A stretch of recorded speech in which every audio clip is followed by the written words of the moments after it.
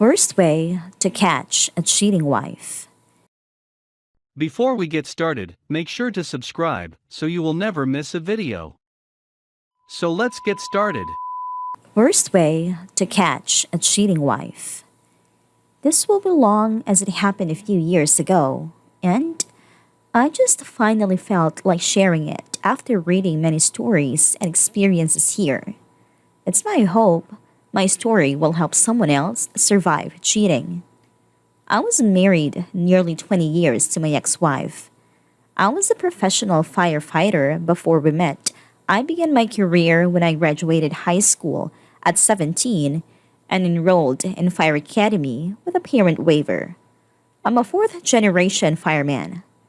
And throughout our marriage, working my way as high as battalion chief before requesting demotion back to rescue captain of my department's rescue squad. Since that was where all my certifications, etc. were in.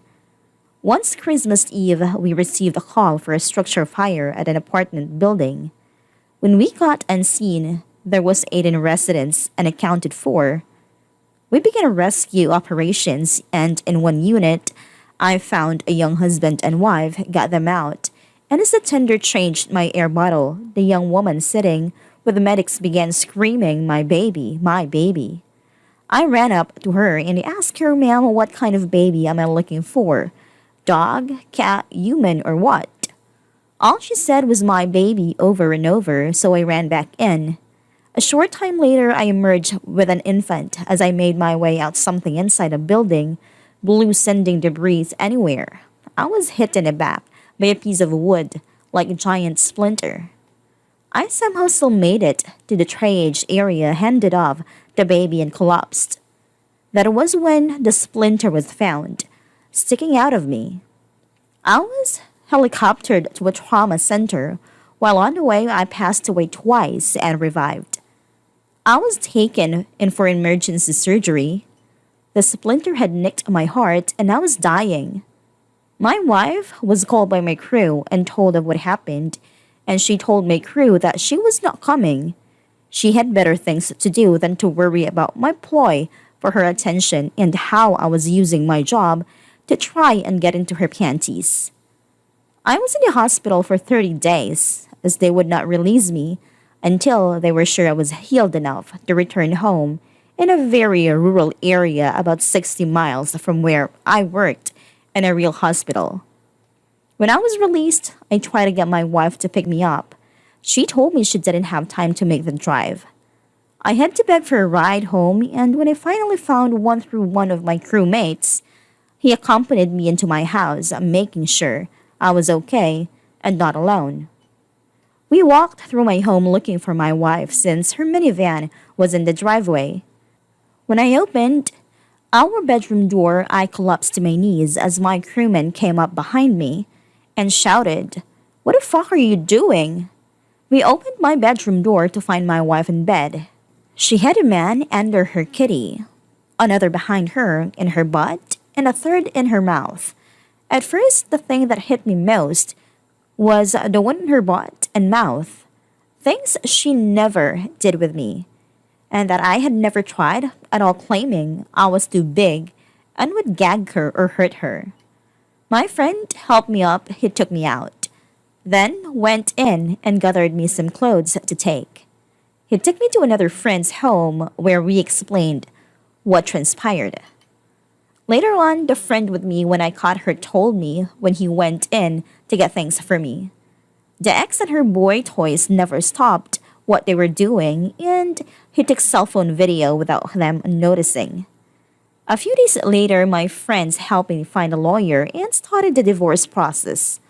Luckily, our kids were already adults now, so we didn't have the battle and divorce to put our kids through, because in court, I learned that everyone, one in our friends group, was getting some of my wife except me.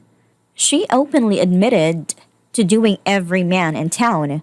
The judge, and how I was a nothing but a paycheck, and how she always hoped I'd die in the line of duty, and she'd get that $1 million life insurance we had if I was skilled at a job. When we met and throughout life, she was always sweet and naive, She was a little slow in many things, but when her mom lost everything and moved in with us for a while, that's when my wife began to change. Her mom didn't live in the same house the entire time, as we bought a small building and turned it into a little cottage on the back end of our property so we could have a privacy. Once I moved her mom out back is when I noticed the changes in her. It was hard for me to notice red flags, etc., as I was the only one working, and I would work 48 on and 24 off. The normal is 24 on, 48 off, but because she refused to work, I had to work double and even at times a second job to support five of us by myself. Wife, two kids, mother-in-law, and myself. Since catching her, the home has been sold and everything split. That was mutual property divided, sold, and split, etc.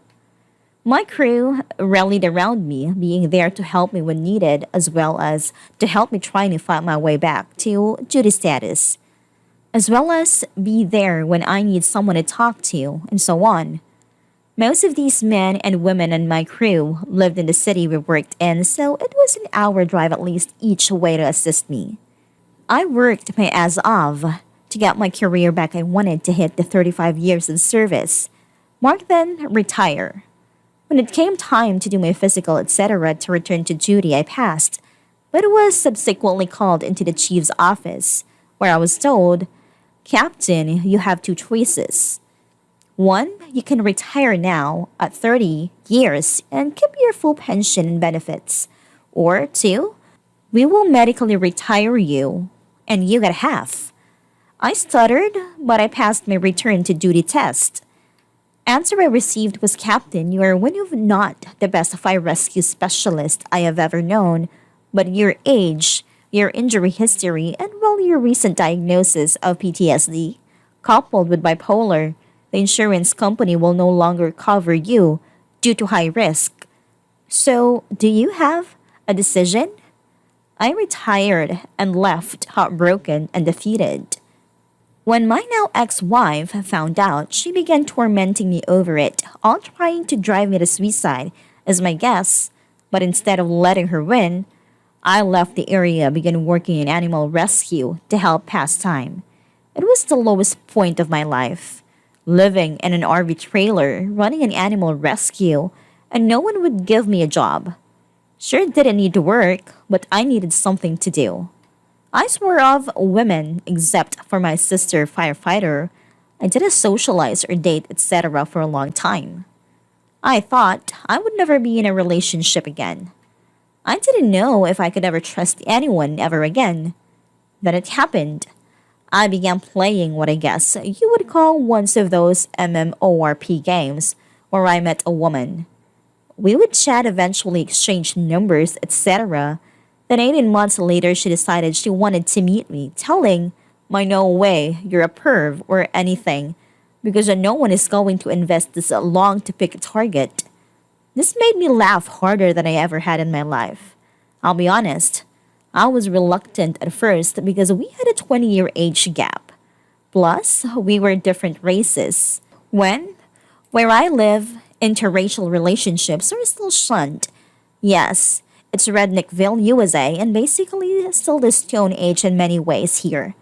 But I agreed to meet her. I can say it was the best decision of my life. She was everything I could dream of, and more. She was old-fashioned like me. She was raised and believed a woman's number one job was her spouse and family, not money and a career. I have no problem with a working woman, but regardless, man or woman, family should always come before career or anything else.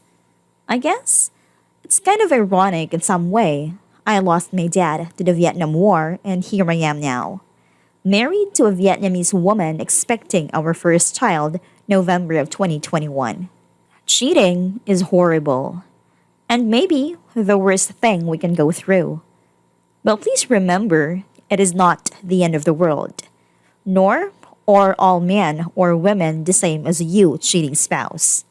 The keys are make time for you, get helped, and find yourself again. Take your time and remember something is better out there looking for you too. Suicide is a never an answer. Giving up should not be an option. You are strong, you can do it. A life can be rebuilt and become a newer, better one. Remember, life and love will always find a way.